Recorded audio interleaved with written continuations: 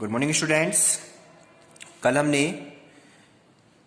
आपके रिवाइज कराया था चैप्टर्स 9, 10 और 11। कुछ क्वेश्चंस आपके रह गए थे तो इसे आज मैं कंप्लीट कर रहा हूँ।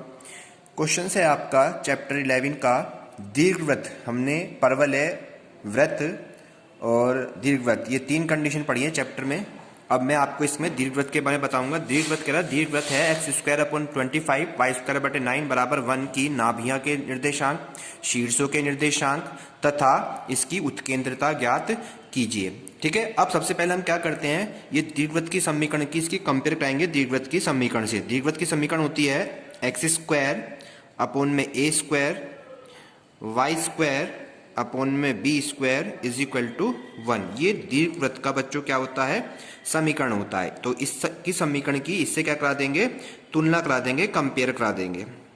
तुलना करने पर अब तुलना कराएंगे तो a² की वैल्यू कितनी यहाँ पे 25 बन जाएगी। a² कितना हो जाएगा बच्चों यहाँ पे 25 हो जाएगा। देन a कितना हो जाएगा आपका 5। जब इसका स्क्वायर रहता है तो अंडर रूट चढ़ जाएगा 25 का, और 25 का क्या अंडर रूट होता है 5 होता है। बिल्कुल सेम एज इट इज आप यहाँ पे हो जाएगा। b² की वैल्यू कितनी हो जाएगी यहाँ पे बच्चों, b² है यहाँ पे 9। देन b कितना हो जाएगा 3 बन जाएगा। a और b फाइंड हो गए।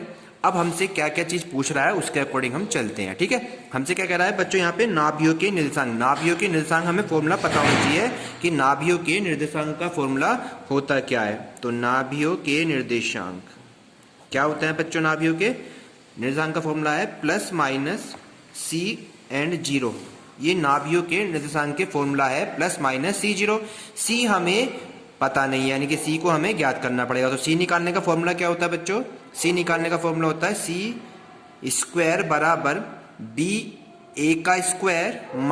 - b²। और जब स्क्वायर हटाते हैं तो इसको चढ़ जाता है अंडर रूट चढ़ जाता है, यानी कि a² - b² का हो गया रूट। ठीक है, अब a और b की वैल्यू हमें गिवन है, a है 5, b है 3 हमारे पास। ठीक है, यहाँ पे दोनों की वैल्यू पुट कर दीजिए। c = b हो गया a² कितना है 25 है, ये हो गया a² 25, b कितना है 9 है, 25 में से 9 गए 16, और 16 का रूट कितना होता है बच्चों 4 होता है। तो c की वैल्यू कितनी निकल कर आई 4। अब ये नाभियों के निर्देशांक क्या थे +-c0। देन c की वैल्यू 4 निकल गई हमारे पास में, c कितना निकल गया है 4। तो ये पुट कर दीजिए यहाँ पे +-4 एंड 0। तो ये आपका हो गया एक आंसर नाभियों के निर्देशांक। सेकंड कह रहा है इसमें शीर्षों के निर्देशांक। अब शीर्ष क्या होते हैं, शीर्षों के निर्देशांक यानी बिंदु, यानी क्या होते हैं फॉर्मूले। शीर्षों के क्या बिंदु होते हैं बच्चों में बता रखा है +-a और 0, ये शीर्षों के होते हैं। और a कितना फाइंड है हमारे पास 5 फाइंड है, हमने निकाला है। तो ये हो गया आपका +-5 एंड 0, ये आपका सेकंड आंसर हो गया। अब आती है आपका थर्ड वाला उत्केंद्रता। तो उत्केंद्रता होती है बच्चों यहाँ पे आपकी E को इसेंट्रिसिटी बोलते हैं इंग्लिश में। ठीक है, तो E = फॉर्मूला क्या होता है c/a। c की वैल्यू कितनी निकाली हमने यहाँ पे 4, a कितना है 5। देन आपका E का मान हो गया 4/5। ये हमारा थर्ड आंसर हो जाता है। इस तरह से हम ये दीर्घवृत्त को सोल्व कर लेते हैं। नेक्स्ट क्वेश्चन की ओर चलेंगे बच्चों हम जरा। नेक्स्ट क्वेश्चन क्या है हमारे पास में, क्वेश्चन दिया हुआ है एक अनुक्रम श्रेणी है। चैप्टर 5 में अनुक्रम श्रेणी दे रखी है। कैसे अनुक्रम श्रेणी बनी हुई है, 5 + 5 + 555 + कहां तक है n पदों तक। कह रहा है इसका n पदों तक योग ज्ञात कीजिए। वेरी वेरी इंपॉर्टेंट क्वेश्चन है ये। ठीक है बच्चों, बड़े ध्यान से करेंगे ऐसे क्वेश्चन। तो n पदों तक योग कैसे ज्ञात करते हैं, जब यहाँ पे सेम नंबर का होता है। सबसे पहले क्या करते हैं, इस नंबर्स को हम यहाँ पे क्या करते हैं, इसको Sn के बराबर लेके चलेंगे। किसके बराबर लेके चलेंगे बच्चों यहाँ पे इसको Sn के बराबर, यानी कि Sn = 5 + 5 फिर 555 और प्लस कहाँ तक n पदों तक। ओके स्टूडेंट, कोई प्रॉब्लम नहीं है यहाँ तक। अब क्या करते हैं, सबसे पहले यहाँ पर सारे डिजिट को 1 बनाना होता है। 1 बनाने के लिए क्या करेंगे, इसमें से 5 को कॉमन ले लेते हैं। जब कॉमन लेंगे देन यहाँ 1, यहाँ 11, यहाँ 111, देन ये हो गया आपका n पदों तक। ठीक है, अब इसको हमें 9 करना होता है। देन 9 करने के लिए 9 से तो यहाँ डिवाइड कर दीजिए और 9 से अंदर मल्टीप्लाई कर दीजिए। 9 एकम 9, 11 निम 99 और 999, देन आपका n पदों तक।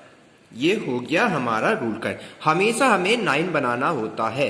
9 अगर खुद ही है तो कोई बात ही नहीं है, नहीं तो हमेशा इसे हमें 9 बनाना पड़ेगा। पहले 1 बनाएंगे कॉमन लेके, फिर 9 से इसको डिवाइड कर दिया, 9 से इसको मल्टीप्लाई कर दिया। अब करना क्या है देखिए, बस 5/9 एज इट इज रहेगा।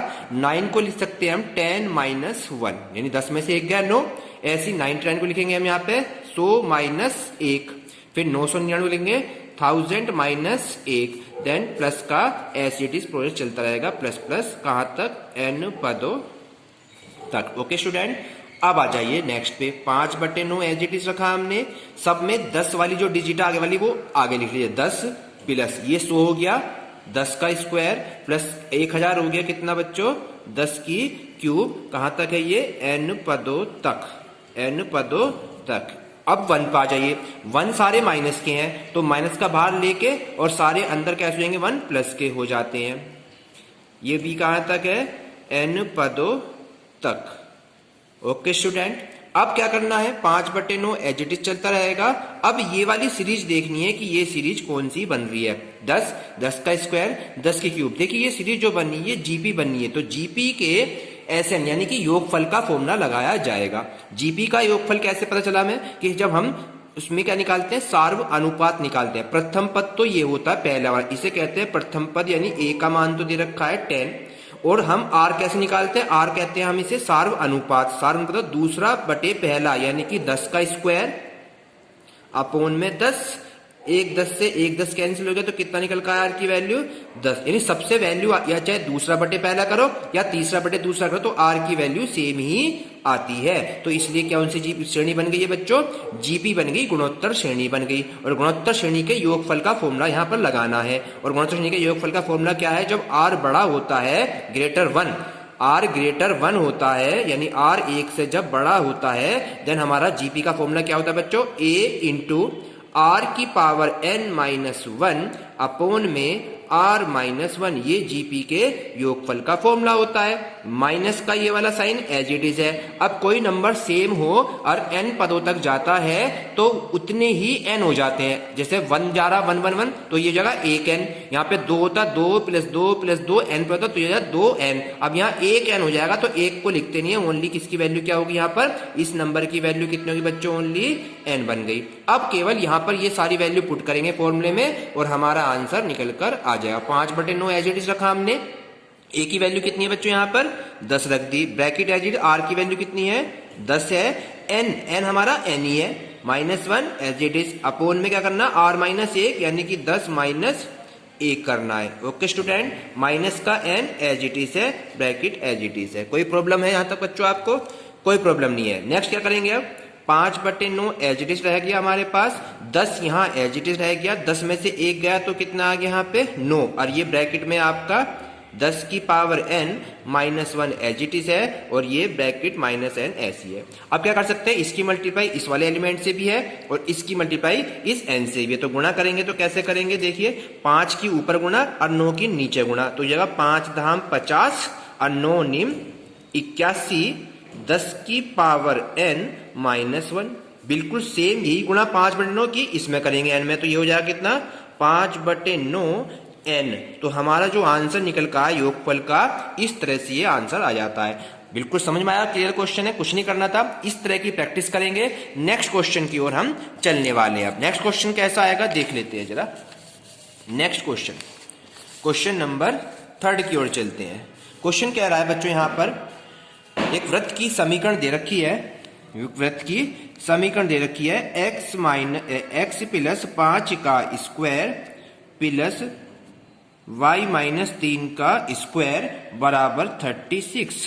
ये एक वृत्त की समीकरण है। कह रहा है इस वृत्त के केंद्र बताइए एंड इसकी त्रिज्या बताइए। दो चीज हमें इसकी फाइंड करनी है। अब मैंने बताया था इसकी तुलना किससे करा देते हैं, x - h का स्क्वायर प्लस y - k का square is equal to r का स्क्वायर। ये वृत्त की जनरल समीकरण होती है।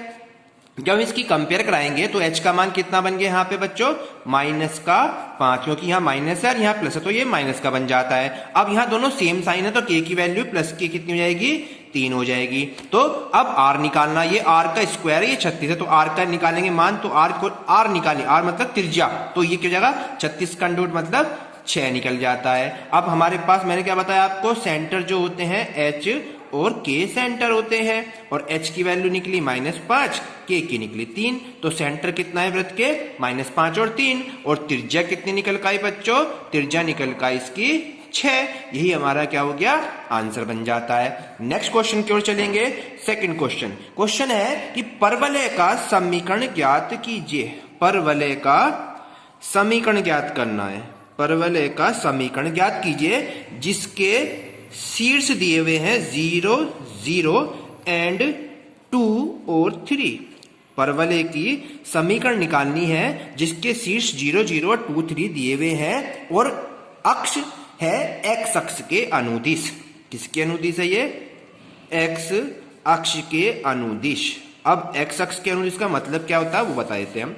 जब हमने बताया था कोई भी परवलय के समीकरण के 4 रूप होते हैं, अगर कोई x अक्ष के अनुदिश है देन आपका परवलय कैसा होगा, इस तरह से x अक्ष के अनुदिश बनता है। y अक्ष के कहेगा आपसे तो y अक्ष के लिए कहां जाएंगे, हम ऊपर जाएंगे प्लस में, और अगर x में माइनस कह देता है देन हमारा परवलय इस तरह से बन जाता है, और हम y में माइनस करेंगे तो आपका नीचे परवलय बन जाता है। ये हमने 4 रूप पढ़ चुके हैं। तो ये x अक्ष के अनुदिश चल रहा है तो इसके शीर्ष का होंगे, यहाँ पर होंगे, यहाँ पर इसकी क्या होगी, नियता होती है। नियता क्या होती है इसकी, x बराबर माइनस का a, और यहाँ पर इसके क्या होंगे, शीर्ष होंगे। क्या होंगे बच्चों, यहाँ पे इसके शीर्ष होंगे। शीर्ष क्या दे रखे हैं इसने, एक तो हमारे पास शीर्ष क्या है 0, 0 दे रखा है, और एक शीर्ष कितना है 2 और 3 दे रखा है। तो मैंने बताया था इसकी तुलना जब शीर्षों से कराते हैं तो शीर्ष क्या है a0, शीर्ष क्या होते हैं प्लस माइनस a0 होते हैं, यानी a की वैल्यू कितनी हो गई, 2 हो गई। तो a की वैल्यू कितनी निकल कर आ गई हमारे पास में, 2 निकल कर आ गई। और हमारे पास परवलय का समीकरण जो इस x अक्ष पे जाता है उसका समीकरण होता है y²